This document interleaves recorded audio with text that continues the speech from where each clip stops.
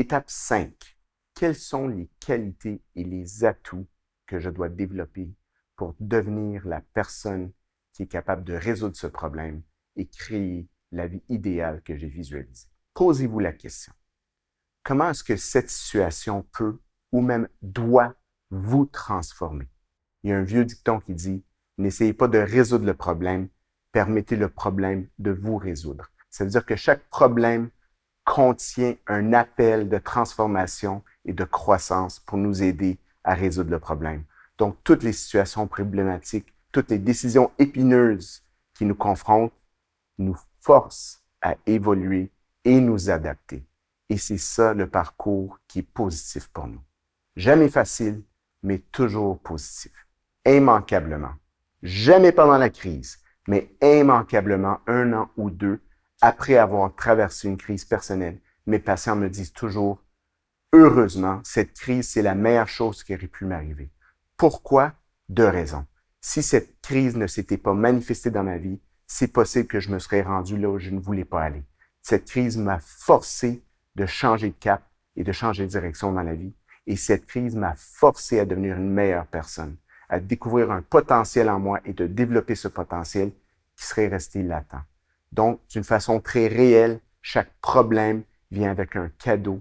Et le cadeau, c'est que ça nous interpelle, ça nous force à devenir meilleur en tant que personne.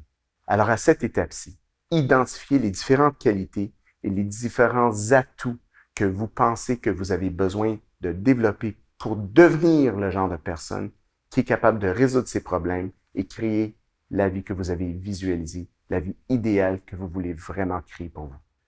Une fois qu'on identifie les différentes qualités qui nous aideront à surmonter ce palier d'épreuves, eh bien, on va chercher à l'intérieur de nous pour trouver ces qualités. Et il y a 2 façons de le faire. Est-ce qu'il y a d'autres domaines de la vie?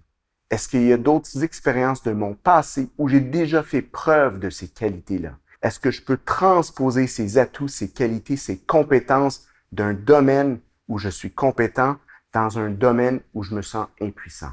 La transposition à l'intérieur de moi-même, faire appel aux différentes qualités, atouts et compétences et maintenant les appliquer dans une situation qui me paralyse.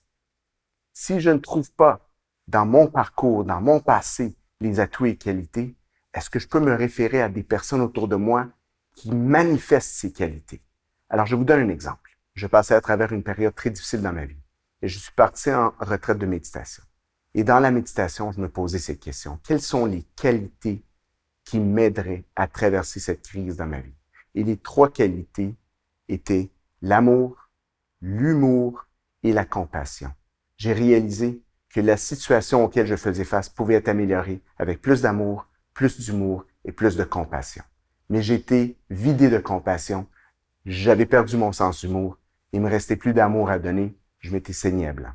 Alors je me suis dit, parfait, si moi je n'ai plus les atouts, les compétences requises, qui est une personne modèle pour moi que je pense reflète cette qualité de compassion?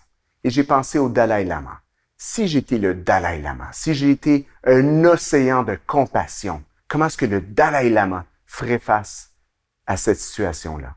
Et malheureusement, la personne avec qui j'avais un conflit était tellement antipathique que j'étais convaincu que même le Dalai Lama serait pas capable de gérer cette personne-là. Mais tout ça pour vous dire que dans mon cas, humour, amour et compassion, des qualités que j'essaie de développer tout le temps pour m'aider à surmonter des épreuves.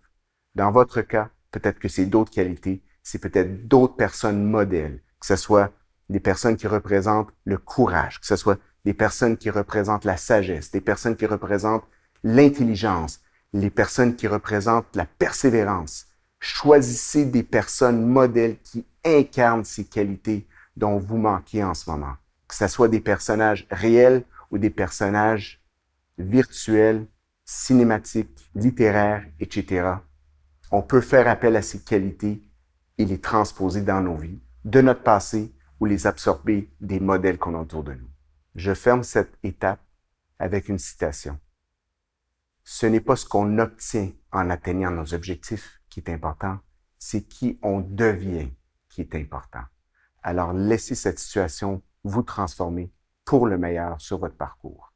Prenez le temps maintenant de compléter cette section dans votre cahier et prenez vraiment le temps d'identifier quelles sont les qualités, les atouts et les compétences qui vous aideraient à passer à travers cette épreuve. Est-ce que vous avez fait preuve de ces qualités, ces atouts et ces compétences dans votre passé, dont vous les avez déjà en dedans de vous? Et qui sont les personnes modèles qui incarnent ces qualités de façon exemplaire que vous pouvez absorber quasiment par osmose ces mêmes qualités quand vous en avez besoin?